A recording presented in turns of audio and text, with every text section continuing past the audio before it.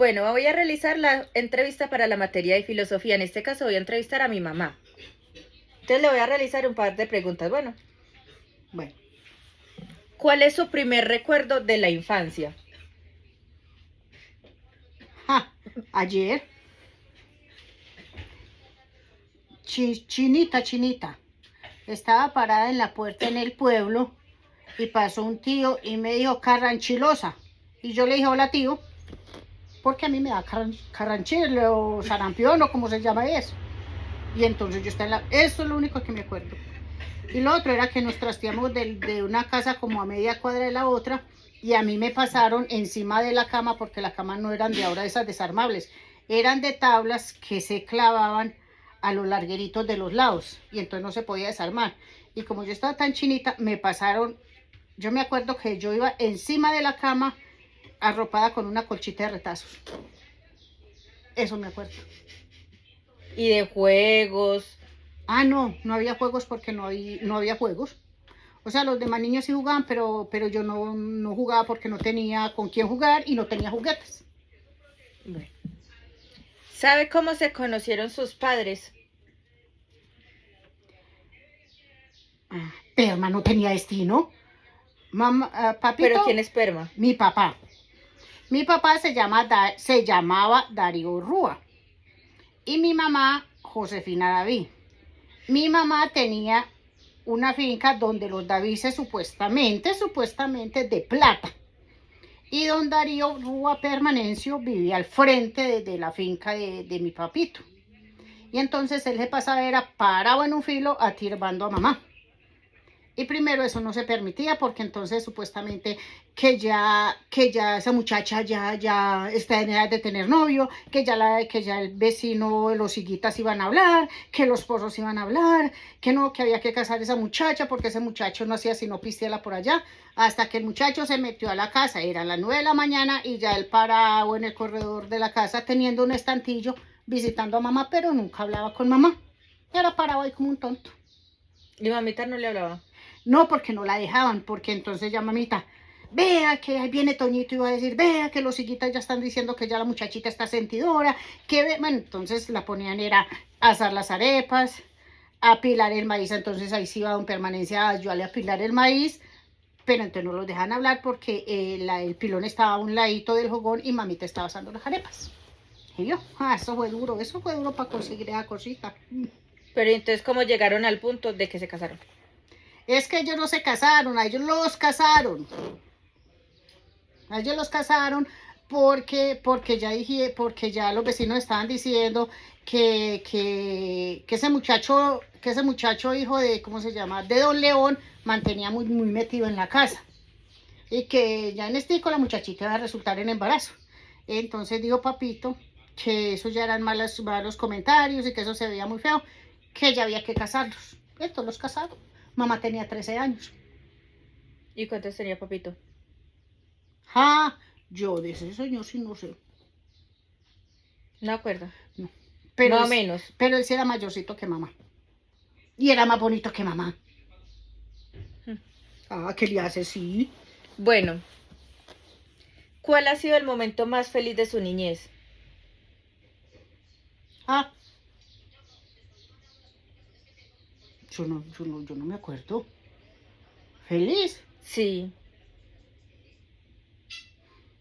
Pues el momento más feliz que de pronto me acuerdo fue cuando hice la primera comunión, que me estrenó un vestido blanco grandote, nuevecito, y que me hicieron una fiestecita chiquita. Eso, pero así de otra cosa no. Así como digamos de que en el colegio. En el colegio. Cuando me volaba del salón para ir a robarle mangos a Manuelito Guerra. Y nos volamos con los compañeros.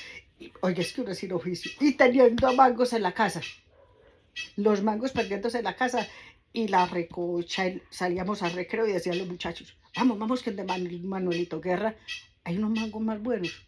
Y como el descanso era de media hora, entonces nosotros salíamos a la cancha, nos tiramos al cementerio y el cementerio al rumbo abajo por un voladero.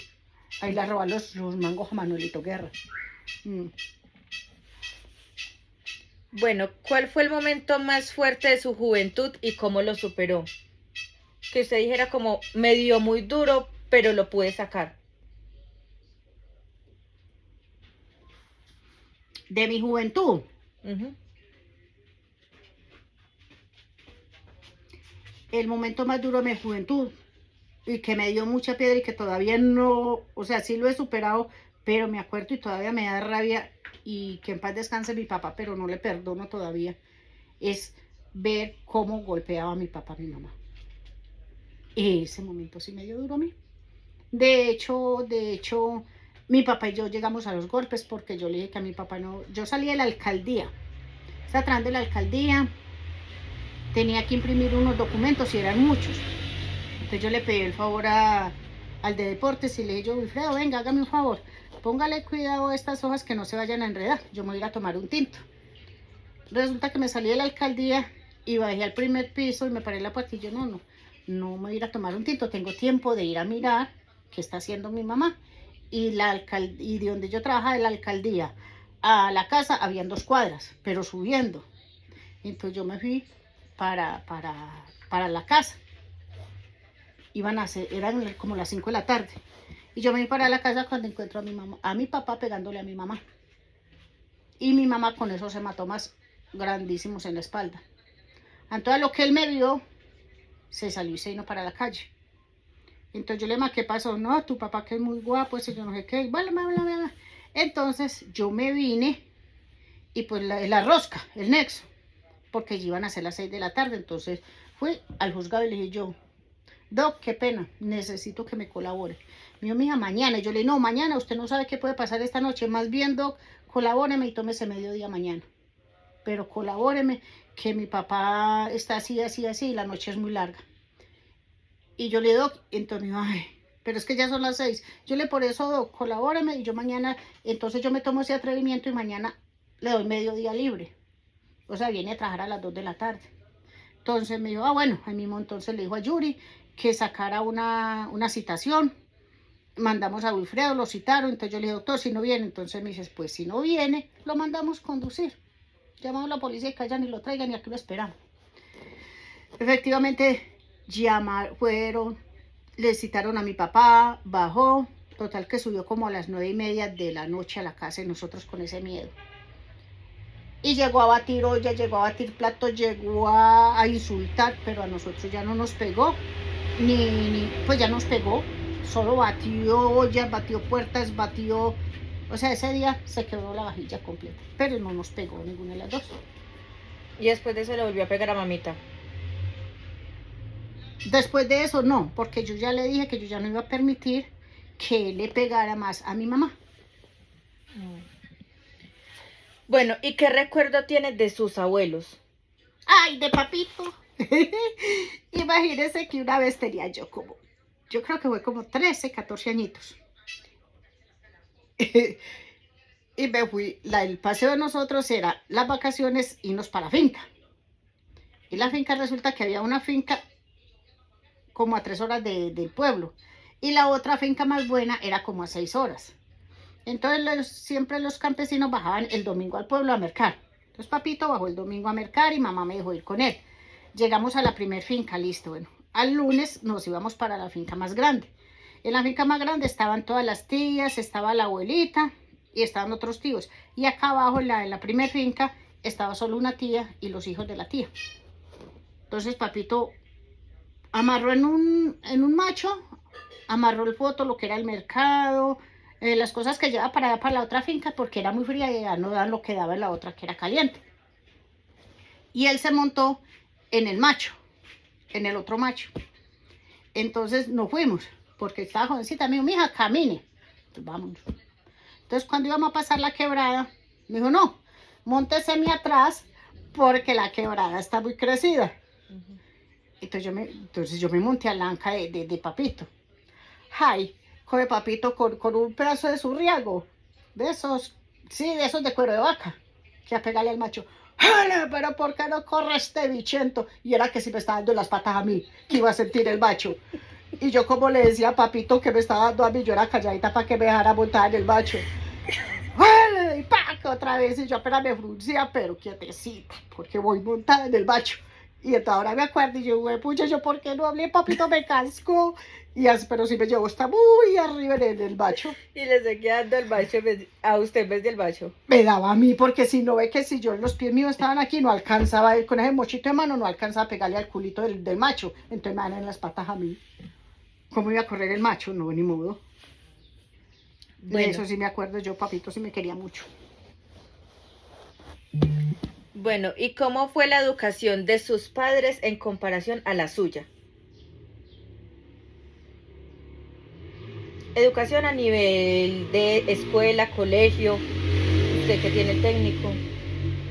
A ver, es que, o sea, yo siempre vi eso y por eso yo creo que yo me tomé esa atribución. De que yo siempre tenía un papá, pero un papá ausente.